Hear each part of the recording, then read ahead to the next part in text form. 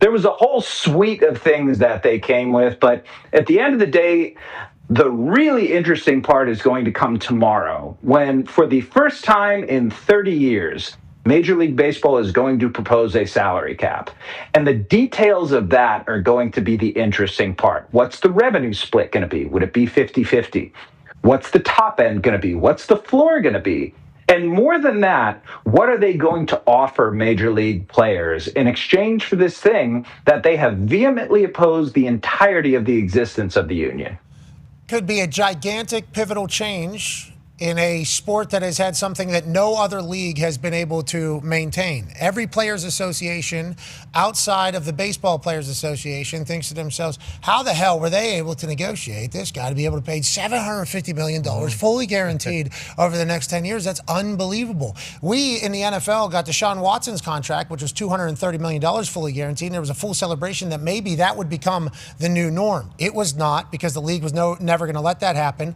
I assume the players are not going to give that up easily. This has been something that their Players Association has probably celebrated for a long time. We assume that that is going to be something that is probably going to be the most difficult to kind of make happen. Is that going to be what holds up the entire negotiation from your front? Or what are your thoughts on what would potentially be the kind of the stopper of why this doesn't get done?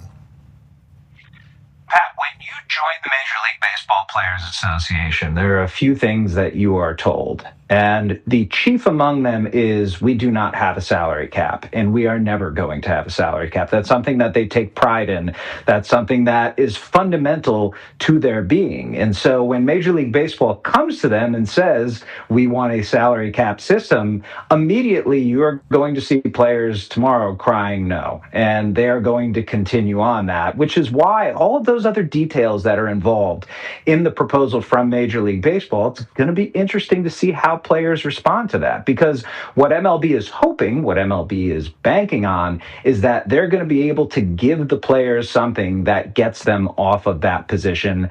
But you talk with player leaders, whether it's those on the executive subcommittee, you talk with veterans who have been in the game for a long time, even the guys who are making a lot of money, and they're saying, no, we like this system as is right now. And baseball has flourished, has gotten to the point where it is under this system.